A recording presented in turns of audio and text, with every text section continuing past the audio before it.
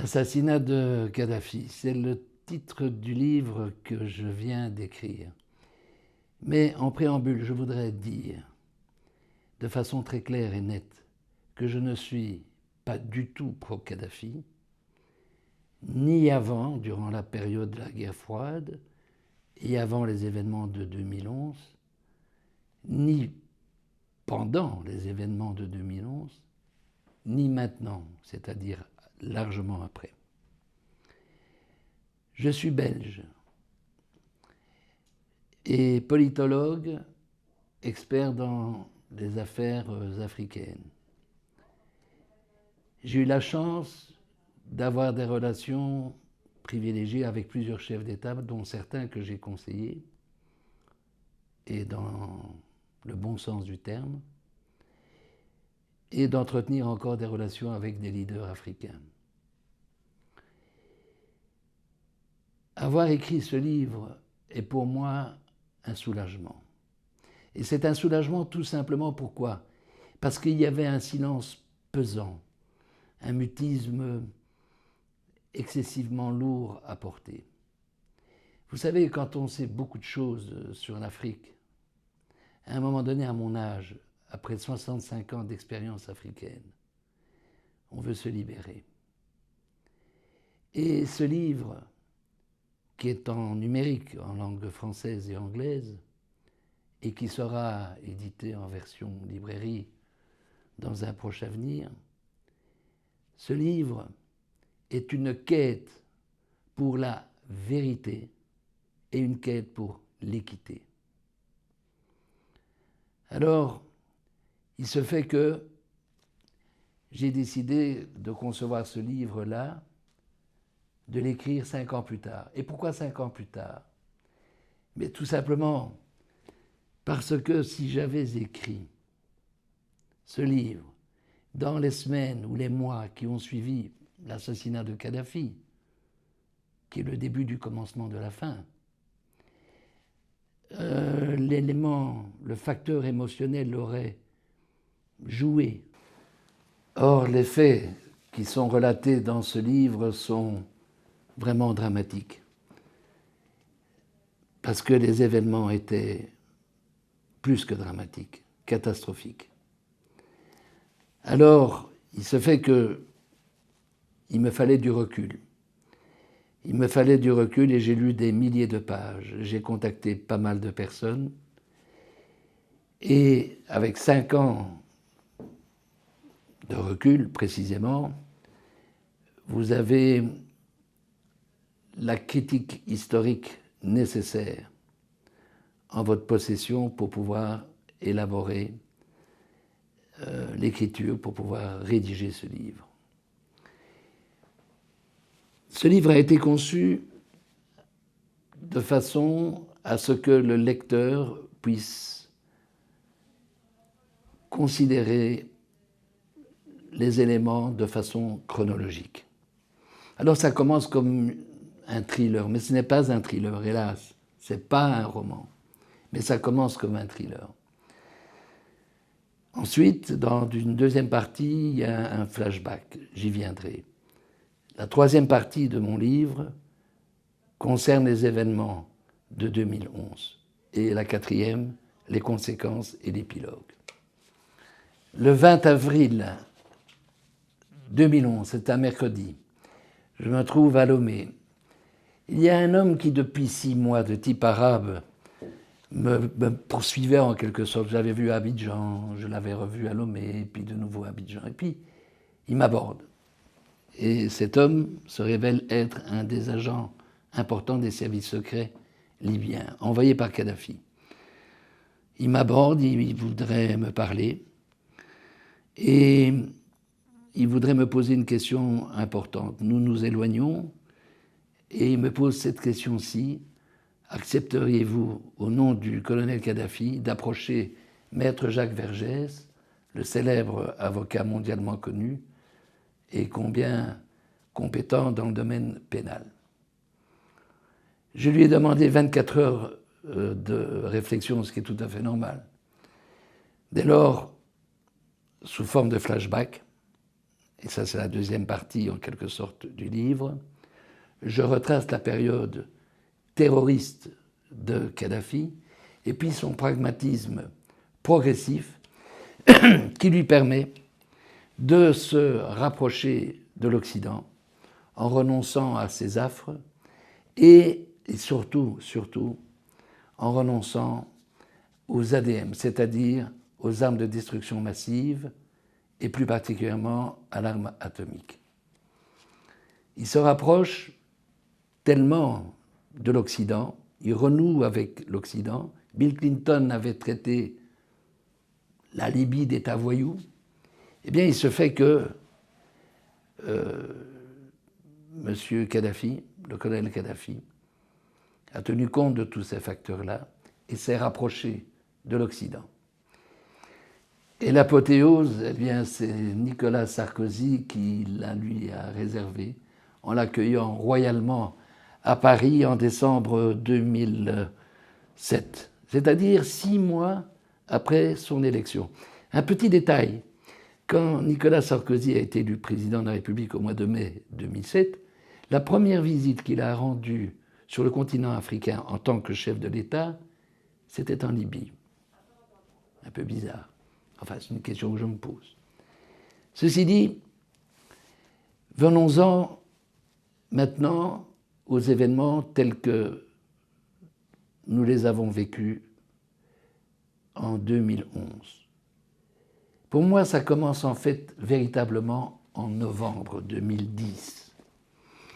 Et pourquoi ? Pourquoi ? Parce que nous avons des informations convergentes qui, visiblement, attestent que M. Bernard-Henri Lévy, et je le cite ici pour la première fois et je le citerai plusieurs fois, M. Bernard-Henri réunit à l'hôtel Concorde Lafayette, à Paris, Porte-Maillot, je crois, enfin je connais cet hôtel, des hommes d'affaires français ainsi que des Libyens assez importants, et qui, semble-t-il, étaient proches de Kadhafi. Et puis, deuxième partie, on est au mois de mars. M. Bernard-Henri Lévy, et le printemps arabe a commencé en Tunisie, etc. M. Bernard-Henri Lévy exhorte le président de la République, Nicolas Sarkozy, à s'engager unilatéralement en Libye, sans résolution, sans mandat des Nations Unies. Mais heureusement, il y a un homme qui veille. C'est Alain Juppé, ancien Premier ministre, ancien ministre des Affaires étrangères, un homme d'une grande expérience, et qui tout de suite leur dit à tous deux, Nicolas Sarkozy et Bernard-Henri Lévy, ne faites surtout pas ça, on va droit dans le mur, et on peut dire que Juppé a sauvé la France sur le plan international.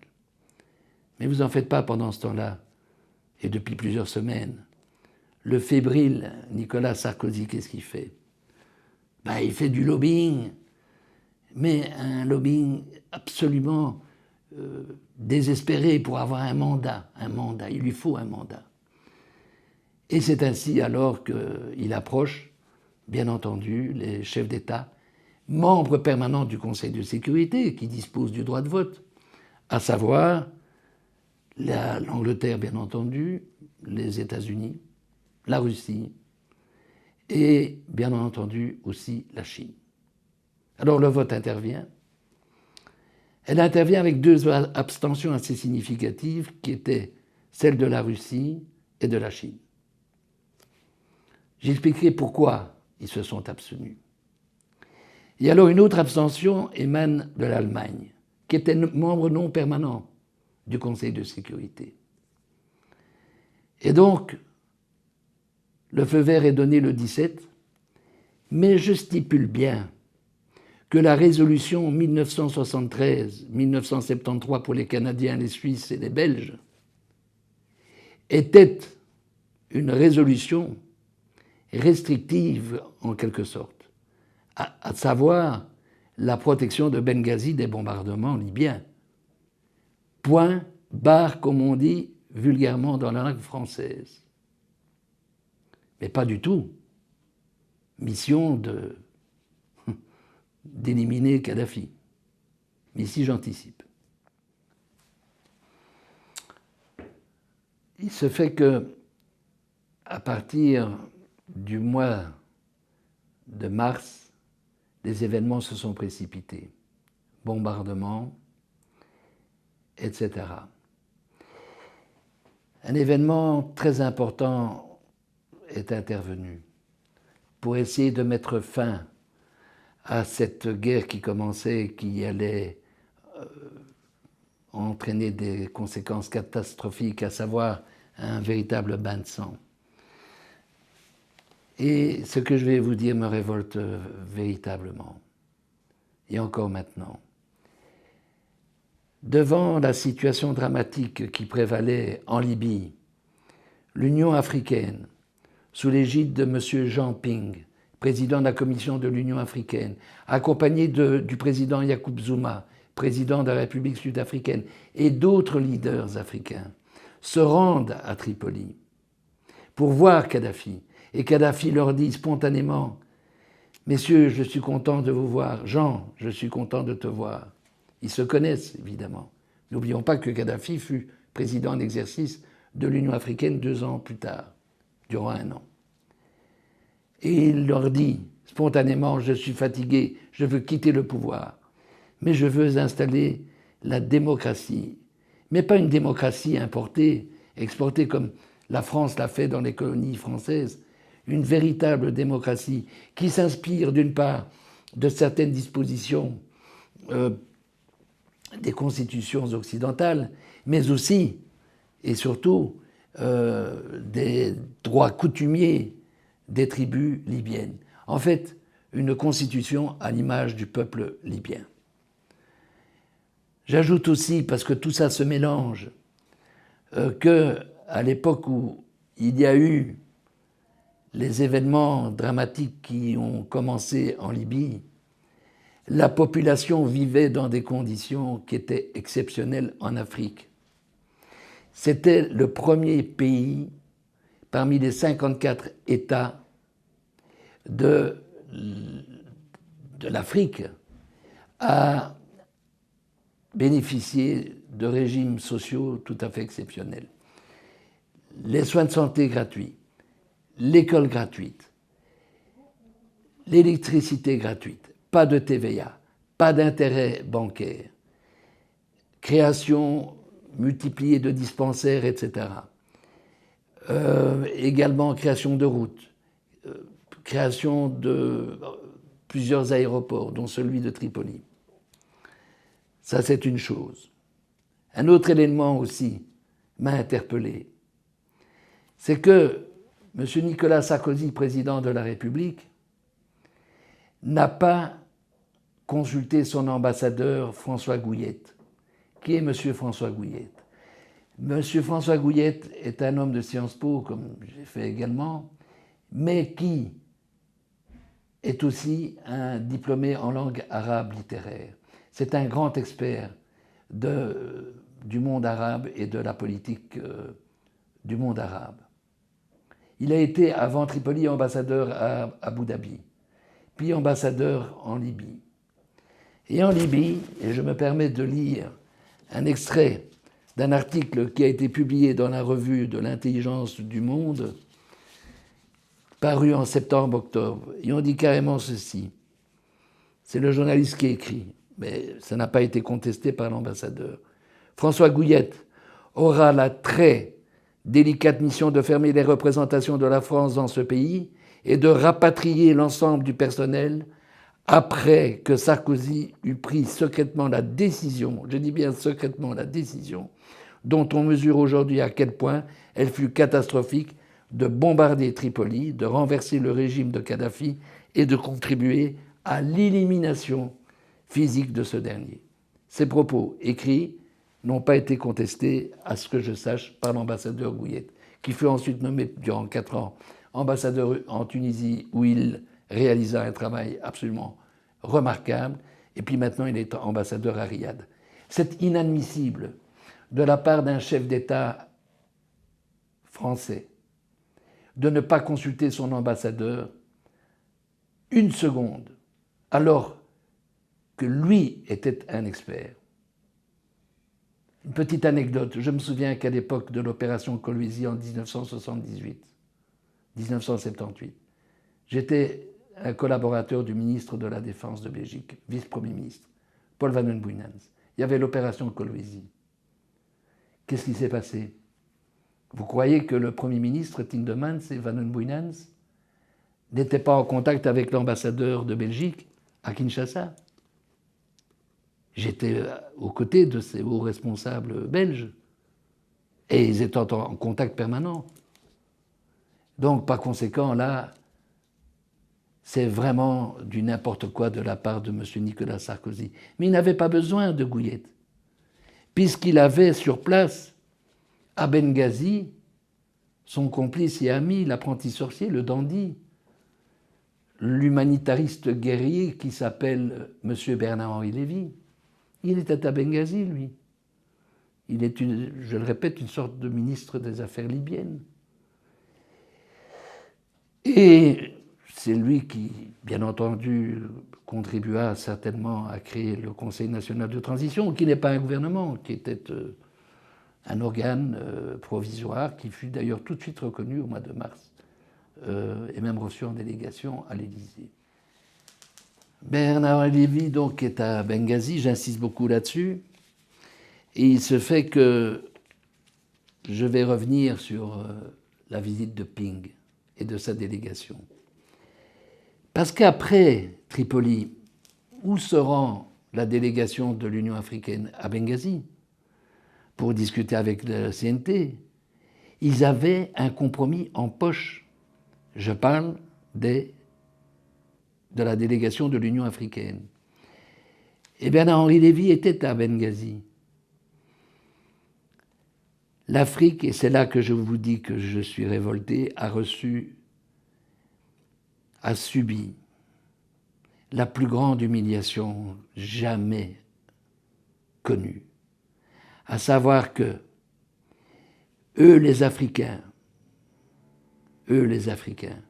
que l'on accuse constamment d'être incapables de trouver des solutions, des compromis. Ici, des hommes tout à fait remarquables ont obtenu un accord de Kadhafi. Il n'y avait plus qu'à pratiquer et à engager plutôt des pourparlers avec le CNT sous la houlette de la France, puisque c'était elle qui avait le leadership de toute cette opération. Eh bien, ils ont reçu une gifle et on leur a fait comprendre, vous n'avez rien à voir ici, vous dégagez. Voilà donc un continent de 1,2 milliard d'habitants, 54 pays qui sont mis carrément de côté. C'est une affaire qui concerne l'Occident et pas les Africains. Très bien, à partir de cela, enfin plutôt très mal, à partir de cela, Nicolas Sarkozy, le président français, avec bien entendu Cameron, le Premier ministre britannique, commence à violer allègrement, à dépasser la ligne rouge en bombardant Tripoli, en s'en prenant avec beaucoup d'acharnement à Kadhafi. Et ma question elle est très simple. Pourquoi cet acharnement contre Kadhafi? Kadhafi était son pote, comme on dit à Paris, depuis 4 ans.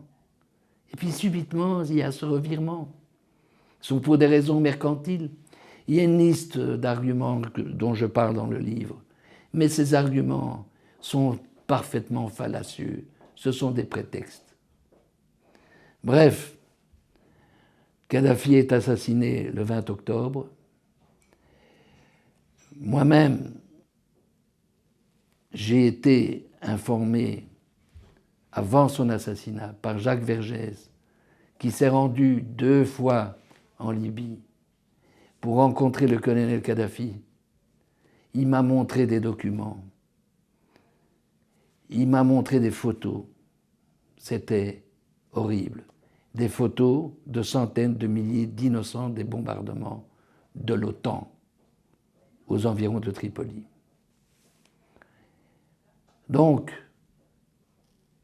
il se fait que, et j'en parle dans le livre, je parle de tout cela en détail, il se fait que Kadhafi est assassiné le 20 octobre. Bon, on connaît les circonstances, ça a tourné en boucle.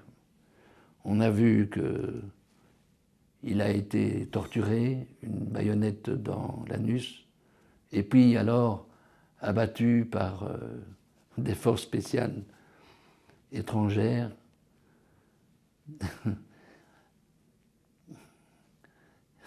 Tout le monde subodore de quelle force spéciale étrangère il s'agit. Quelles sont les conséquences de tout cela? Les conséquences sont dramatiques. Et j'en veux pour preuve que la commission parlementaire britannique, il y en a eu deux, celle de l'Irak, présidée par Chicolt à Londres, à Westminster, et la deuxième nous concerne, il s'agit de la Libye, publiée le 6 septembre dernier.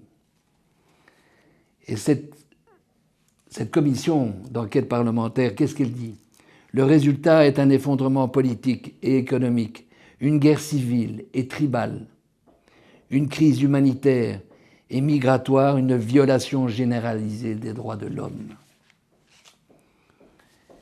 Et puis ensuite, le président de la commission d'enquête parlementaire britannique, M. Blunt, dit ceci.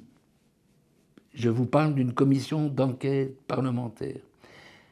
Phrase très très brève. La menace envers les civils de Benghazi a été largement exagérée. Il y a de quoi s'interpeller. Et je me pose la question à propos des capacités du président Nicolas Sarkozy s'agissant de la politique internationale. Très sincèrement, Monsieur le Président, avec tout le respect que je vous dois, je vous pose une question. Vous êtes candidat à la présidence de la République. Très bien, c'est légitime, c'est votre choix. Mais vous avez fait preuve, à propos de la Libye, d'une incapacité d'anticiper les conséquences des actes politiques et militaires majeurs que vous avez posés dans un pays que vous ne connaissiez absolument pas, que M. Bernard-Henri Lévy ne connaissait absolument pas, mais qu'un ambassadeur brillant connaissait, à savoir M. Gouillette. Alors, j'ai une question à formuler. Elle s'adresse aux hommes politiques français. Les Britanniques ont entamé une enquête, une commission d'enquête parlementaire. Ils ont eu ce courage. Aurez-vous le courage, vous, les hommes politiques français, de décider, je crois qu'il faut un certain quota, d'engager, de créer une commission d'enquête parlementaire sur les événements qui se sont produits en Libye? Je vous ai dit, dès le début de mon exposé, je veux connaître la vérité et je veux l'équité. J'ai encore beaucoup de choses à vous dire, mais notamment encore deux choses très importantes. La Russie, la Chine et même Obama, le président des États-Unis, faisait confiance à Nicolas Sarkozy. Ils faisaient confiance dans la mesure où ils estimaient qu'il avait probablement une stratégie après Kadhafi. Cette stratégie, c'était quoi? Mais de restructurer le pays, d'installer la démocratie. Bref, ça a été tout à fait le contraire.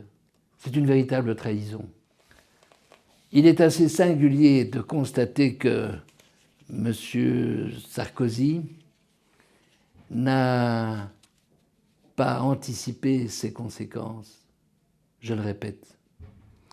Il est tout aussi singulier de constater qu'il a fait l'objet de critiques multipliées de la part de hauts responsables.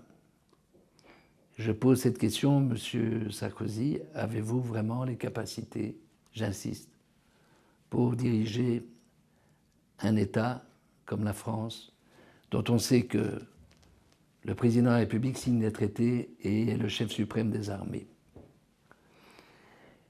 Je voudrais également mettre l'accent sur un autre point. M. Obama avait dit à propos de George Bush Jr. dans l'affaire irakienne en 2003, il avait dit que George Bush Jr. avait installé le merdier, et ce sont ces termes, c'est vulgaire, mais ce sont ces termes, en Irak. Il a dit exactement la même chose, Nicolas Sarkozy a installé le merdier en Libye. Et mieux que ça encore, Obama, après les conclusions de la commission d'enquête parlementaire de Blunt en Grande-Bretagne, Obama a fait cette déclaration un peu désabusée. En 8 ans de mandat, l'affaire de la Libye est une des affaires qui m'a le plus dérangé. Sous-entendu, je regrette d'avoir fait confiance à Nicolas Sarkozy, le président français. Et enfin, je dirais ceci. À défaut d'avoir le courage de créer une commission d'enquête parlementaire en France pour enfin connaître la vérité, ce que je réclame dans mon livre, eh bien, je m'adresse ici à Madame la procureure générale de la Cour pénale internationale, Madame Fatou Sebhantou. Madame la procureure générale, vous savez pertinemment bien qu'en vertu des statuts de la CPI mis en vigueur le 1er juillet 2002, vous disposez d'un proprio motu, c'est-à-dire d'un droit d'initiative. Et c'est très simple, ça se fait sur le fondement de renseignements reçus de sources dignes de confiance, c'est tout. Alors vous allez me dire, oui, mais non, Madame la procureure générale, il y a un faisceau de présomptions. Il n'y a que des présomptions. Il y a une avalanche. Vous êtes entouré d'experts, d'hommes remarquables, de diplomates, d'experts juridiques, d'experts en relations internationales, dans toutes sortes de domaines. Vous savez pertinemment bien que vous avez... Allez simplement sur Google ou sur d'autres sites et vous aurez des informations qui sont fiables. Sans parler de tous les services annexes de la Cour pénale internationale qui peuvent vous permettre de vous forger une première opinion. Je sais qu'il y a des commissions d'enquête à l'heure actuelle. Et alors, une fois que vous avez examiné cela, eh bien, c'est pas compliqué. Vous vous adressez à une chambre préliminaire de la Cour pénale internationale composée de 3 juges indépendants. Et puis alors, si vous êtes autorisé à mener des investigations, vous menez des investigations sur le terrain, avec la collaboration d'hommes tout à fait remarquables qui vous entourent. Et enfin, on connaîtra peut-être la vérité, confirmée cette fois-ci, puisque une omerta prévaut en France sur la Libye depuis la mort de Kadhafi. Je vous remercie.